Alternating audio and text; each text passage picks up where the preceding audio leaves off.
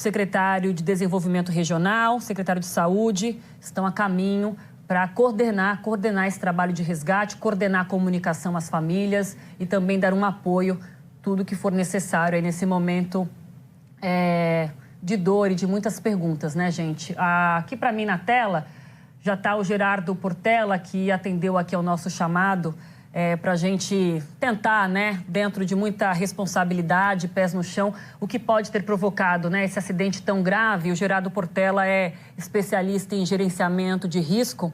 Gerardo, obrigada pelo seu tempo aqui com a gente. Como eu disse, é só tentar trazer um pouco de informação, né, porque a gente fica se perguntando o que pode ter provocado uma colisão tão violenta, tão brutal como essa. A gente fica muito impressionado com a condição dos veículos, né, depois da colisão e principalmente com o número de vítimas fatais gerado, né, por essa tragédia. Queria te ouvir do que você conseguiu acompanhar aqui com a gente, do que você pôde observar sobre a condição da pista, dessa rodovia e também sobre a condição física dos veículos. Dá para a gente desenhar algum cenário possível do que provocou tudo isso? Bom dia, Aline, e todos aqueles que nos acompanham pela Globo News. É lamentável a gente ver um acidente como esse, né? São imagens, uma quantidade de vítimas muito grande. Isso acontece, a gente vê logo de cara que tem aí dois carros, dois veículos pesados. Então, para você mover um ônibus, para você movimentar um caminhão, você precisa de muita energia. E os acidentes automobilísticos, eles causam danos na proporção dessa energia. Por isso que a gente controla a velocidade, a gente controla as cargas, né, dos veículos, porque quanto mais energia em movimento, maior será o estrago. E quando você tem dois veículos pesados numa colisão aparentemente frontal, né?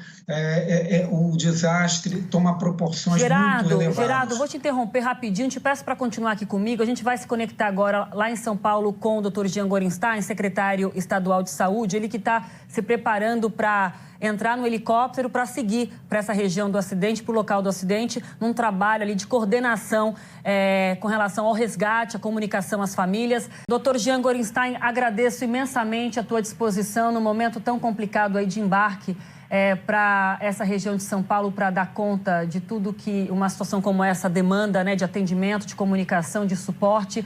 A gente vai acompanhar ao longo do dia. Uma ótima viagem para o senhor e bom trabalho lá. Olha, muito obrigado, Aline, a todos os telespectadores da Globo News. Muito obrigada. E a gente aqui vai para o intervalo mais um bem rapidinho. Na volta eu retomo a conversa com o Gerardo Portela, especialista em gerenciamento de risco, para a gente tentar entender um pouco do que pode ter provocado esse acidente tão trágico em São Paulo, levando aí a 40 vidas, pelo menos até agora, 40 mortes confirmadas até aqui. Fica por aqui, voltamos já.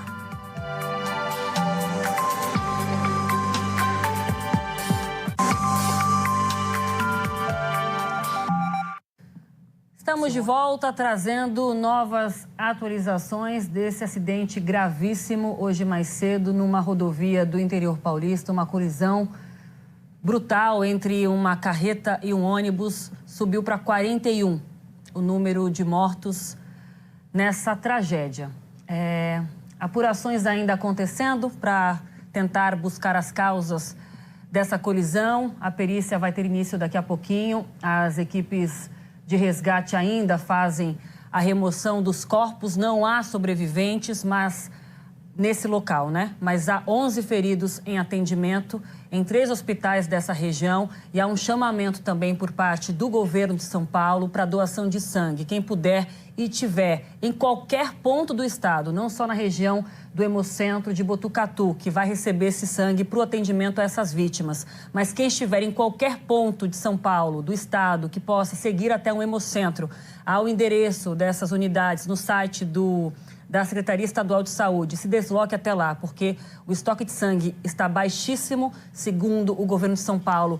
Só dá para 2 dias de atendimento em todo o estado de São Paulo, portanto, toda ajuda agora é bem-vinda, principalmente para o atendimento de emergência aos 11 feridos que sobreviveram a esse trágico acidente e que ainda estão sobrevivendo e lutando para viver em 3 hospitais dessa região de Itaguaí, Taquarituba, região ali de Piraju, Avaré, para quem não é de São Paulo.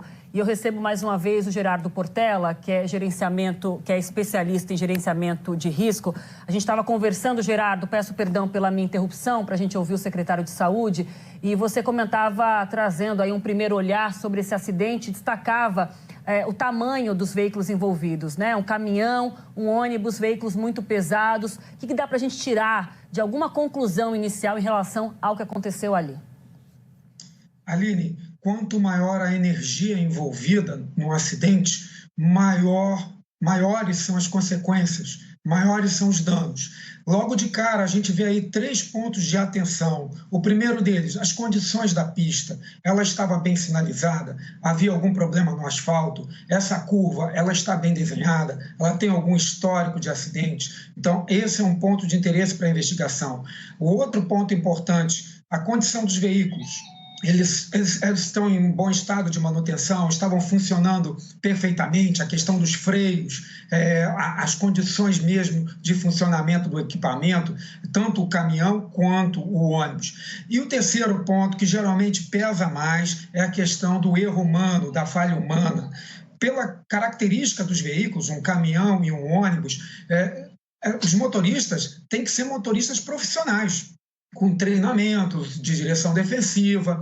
É assim que é feito o transporte profissional, com motoristas profissionais. Então, isso precisa ser investigado para entender se realmente eram motoristas profissionais, se estavam preparados, qual o histórico de trabalho desses profissionais e tentar entender se algum elemento induziu essas pessoas a cometerem algum erro.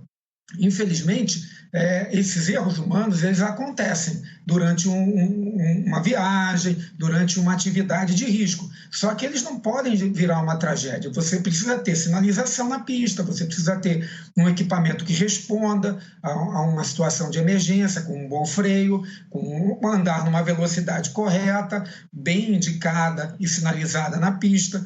Todo esse conjunto de fatores é que vai montar aí a linha de investigação que será feita para apurar o que aconteceu. Mas, de fato, a gente já tem a destruição aí, de uma lateral completa do ônibus e também a remoção do teto da cabine do caminhão. Isso mostra que o impacto foi muito violento. A questão da velocidade, ela precisa ser apurada com muito cuidado, porque pode ser aí a resposta que a gente está querendo ter da causa. Por que a gente faz uma investigação? Para descobrir a causa, aprender as lições para que aquilo não se repita. Então, a gente sabe que acidentes em estradas, em geral, envolvem questões de velocidade. Pode ser que esse tenha sido, pode ser que não. E aí parece uma estrada de mão dupla. Então, 2 veículos pesados, um contrafluxo do outro, que parece ser também. E se você tiver elementos de indução a erro humano, falta de sinalização ou um buraco na pista, você tem aí as condições para uma tragédia como essa. O número de vítimas elevado, eu atribuo à energia envolvida no impacto. Gerardo, muito obrigada por esse primeiro olhar aqui na nossa cobertura, que vai seguir, claro, ao longo desta quarta-feira triste para o Brasil, principalmente para São Paulo. Gerardo, muito obrigada, até uma próxima. Fica por aqui, a gente segue nesse trabalho difícil aqui de informação para vocês.